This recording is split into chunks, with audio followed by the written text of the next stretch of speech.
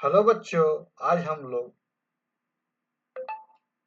रासायनिक अभिक्रिया एवं समीकरण पढ़ रहे हैं।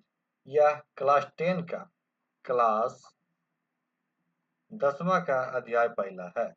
रासायनिक अभिक्रिया और समीकरण क्या है? क्लास 10 का अध्याय पहला है। इसका आज तीसरा वीडियो है। इसके पहले इसका 2 और वीडियो अपलोड किया जा चुका है।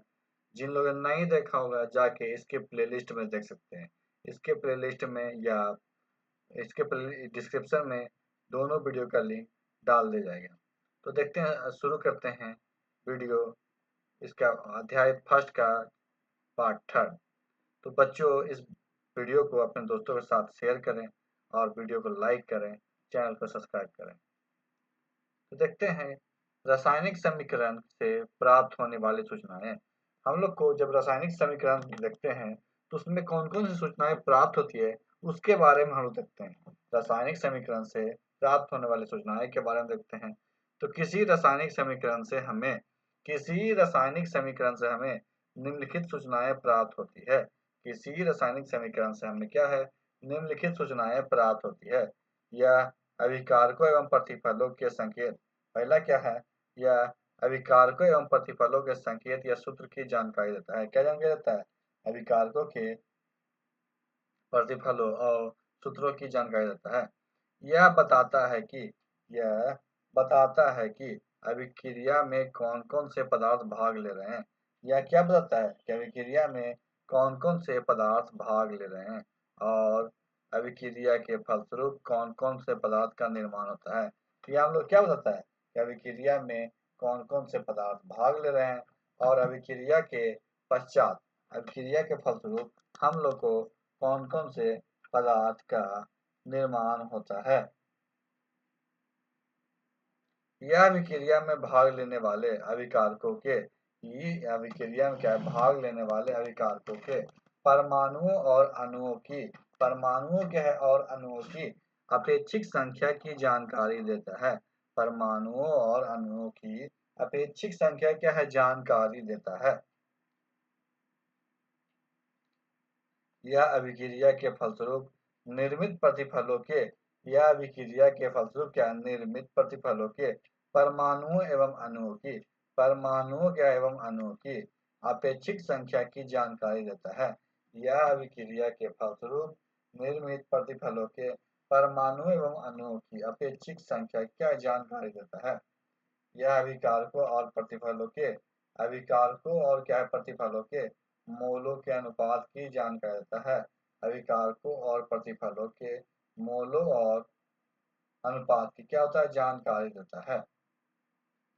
यह अभिकारकों और प्रतिफलों के यह अभिकारकों और क्या प्रतिफलों के जो हम लोग को अभिकारक और प्रतिफल होते हैं के द्रव्यमान का अनुपात बताता है। यह गैसीय अभिक्रिया और क्या प्रतिफलों के अपेक्षिक आयतन की जानकारी देता है। अपेक्षिक आयतन क्या है? जानकारी देता है। रासायनिक समीकरण के लाभ उपयोग से लाभ रासायनिक समीकरण के उपयोग से क्या क्या लाभ है इसके बारे में देखते हैं। रासायनिक समीकरण के उपयोग से क्या क्या लाभ है इसके बारे में देखते हैं। किसी भी रासायनिक अभिक्रिया का समीकरण के रूप में निरूपण आसान होता है। किसी भी रासायनिक अभिक्रिया का समीकरण के रूप में क्या निरूपण आसान होता है। इससे समय की बचत होती है। इससे क्या है? समय की बचत होती है तथा लिखने के लिए कागज पे कम स्थान की आवश्यकता होती है। लिखने के लिए कागज पे क्या है? कम स्थान की आवश्यकता होती है।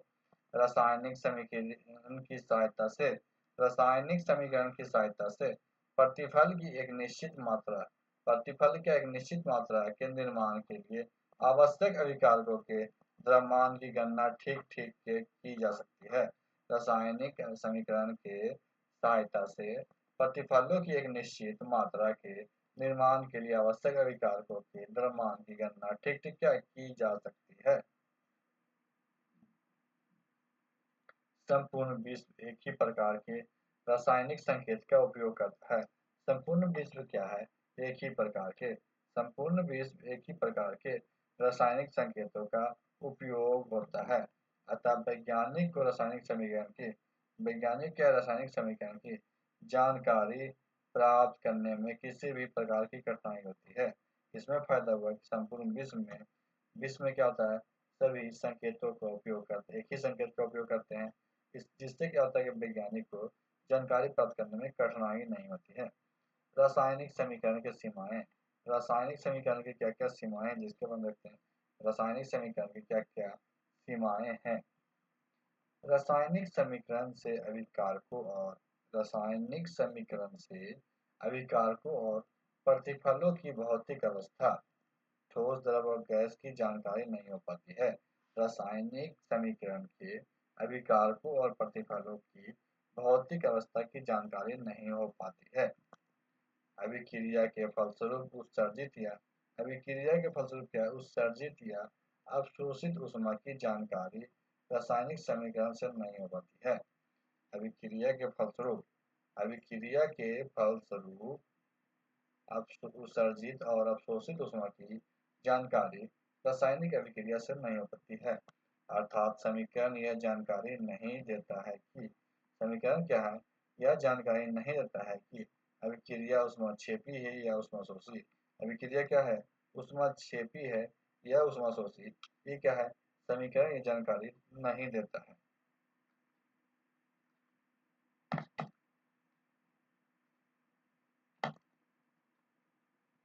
रासायनिक समीकरण से यह पता नहीं चलता है कि रासायनिक समीकरण से क्या है, यह पता नहीं चलता है कि अभिक्रिया किन दिशाओं में अभिक्रिया क्या किन दिशाओं में ताप दाब सांद्र उत्प्रेरक की उपस्थिति आदि में संभव है।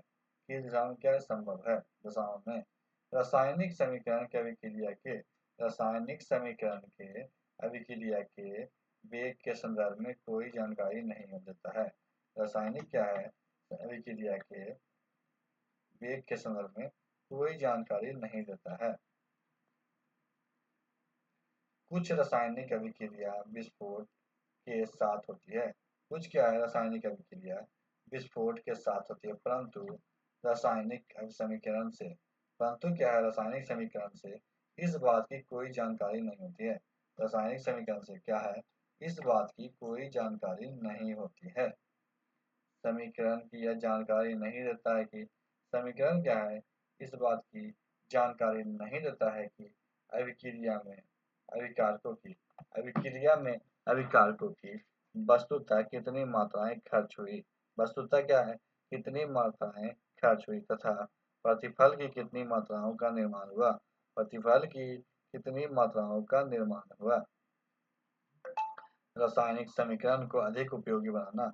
रासायनिक समीकरण क्या है, अधिक उपयोगी बनाना। रासायनिक समीकरणों की सीमाओं को रासायनिक समीकरणों की सीमाओं को दूर करने के लिए समीकरण को अधिक उपयोगी बनाने का प्रयास किया है। रासायनिक समीकरण की सीमाओं को क्या करता है, रासायनिक समीकरण की सीमाओं को दूर करने के लिए समीकरण को अधिक उपयोगी बनाने का प्रयास किया जाता है। अभिकारकों और प्रतिफलों की भौतिक अवस्था की जानकारी। अभिकारकों और क्या है, प्रतिफलों की भौतिक अवस्था की जानकारी। अभिकारकों और प्रतिफलों की भौतिक अवस्था की जानकारी। अभिकारकों और क्या प्रतिफलों की उसी की भौतिक अवस्था की जानकारी उनके संकेतों या सूत्रों के ठीक आगे, संकेत और सूत्रों क्या है, ठीक आगे कोष्ठक में ठोस के लिए एस, कोष्ठक में क्या है, ठोस के लिए एस, द्रव के लिए एल, द्रव के लिए एल मतलब लिक्विड, और गैस के लिए जी, गैस के लिए क्या है, जी लिख कर किया जाता है। समीकरण में क्या कहता है, सूत्रों और संकेतों के ठीक आगे कोष्ठक में क्या होता है, ठोस के लिए एस, लिक्विड के लिए एल और गैस के लिए जी। इसी प्रकार पदार्थ के जलीय विलयन के लिए एक यू अंकित किया जाता है। क्या कहता है, एक यू अंकित किया जाता है। CaCO3S, यहाँ CaCO3 क्या है, solid, CaOS solid, CO2 gas, ZnS solid, H2SO4 क्या है, एक्वा, और ZnSO4 क्या है, एक्वा, और H2 क्या है, गैस। ऊष्मा छेपी एवं ऊष्माशोषी अभिक्रिया की जानकारी। ऊष्माक्षेपी एवं ऊष्माशोषी अभिक्रिया की जानकारी। रासायनिक अभिक्रिया के फलस्वरूप उत्सर्जित या अवशोषित ऊष्मा की जानकारी। उत्सर्जित या अवशोषित ऊष्मा की जानकारी ऊष्मा रासायनिक समीकरण द्वारा की जाती है। क्या है? रासायनिक समीकरण द्वारा की जाती है। ऊष्माक्षेपी अभिक्रिया के लिए समीकरण के ऊष्माक्षेपी अभिक्रिया के लिए क्या है? समीकरण के दाईं ओर प्लस ऊष्मा, तो दाईं ओर क्या है? प्लस ऊष्मा तथा ऊष्मा शोषी अभिक्रिया के लिए समीकरण के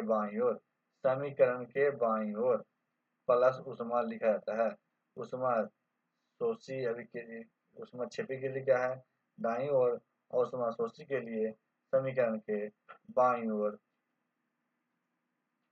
लिखा जाता है। C plus O2 CO2 plus क्या हुआ? ऊष्मा। ये क्या हुआ? ऊष्माक्षेपी। ये क्या हुआ? ऊष्माक्षेपी। N2 प्लस O2 ऊष्मा। N2N क्या होगा? ऊष्मा शोषी। इसमें क्या ऊष्मा रिलीज होगा? इसमें क्या ऊष्मा की आवश्यकता होती है? गैस के उत्सर्जन की जानकारी। गैस के उत्सर्जन की जानकारी। यदि अभिक्रिया के फलस्वरूप कोई गैस निकलती है तो समीकरण में गैस के सूत्र के ठीक बाद एरो ऊपर की ओर एरो का चिन्ह दिया जाता है।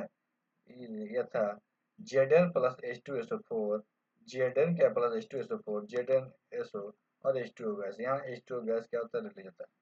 अवक्षेपण बनाने की जानकारी। क्या है? अवक्षेप बनाने की जानकारी। यदि अभिक्रिया के फलस्वरूप कोई प्रतिफल क्या है? कोई प्रतिफल अवक्षेप के रूप में पृथक हो जाता है। यदि अभिक्रिया के फलस्वरूप कोई प्रतिक्षेप अवक्षेप के रूप में पृथक हो जाता है तो उसे प्रतिफल के संकेत या सूत्र के बाद नीचे की ओर दिया जाता है। जैसे Ag AgNO3 HCl AgCl और HNO3। अभिक्रिया की शर्तों की जानकारी। अभिक्रिया क्या है? शर्तों की जानकारी। इसकी जानकारी के लिए समीकरण में प्रयुक्त चिन्ह के ऊपर या नीचे दाब, ताप, सांद्र, उत्प्रेरक आदि शर्तों का निर्देश किया जाता है। आदि शर्तों क्या है? निर्देशन किया जाता है। यहाँ अभिकारक है, ताप, दाब या उत्प्रेरक। ताप, दाब क्या है? उत्प्रेरक। तो क्या निकलता है? प्रतिफल। अभिकारक में ताप, दाब या उत्प्रेरक देने पे क्या होता है? प्रतिफल निकलता है। देखते हैं अभिक्रिया की उत्क्रमणीयता। की जानकारी। अभिक्रिया की क्या है? उत्क्रमणीयता की जानकारी। रासायनिक अभिक्रिया की उत्क्रमणीयता दर्शाने के लिए अभिकारक और प्रतिफल के बीच विपरीत दिशा में निर्देशित दो तीर चिन्ह दर्शाए जाते हैं। विपरीत दिशा में क्या है? दो तीर चिन्ह दर्शाए जाते हैं।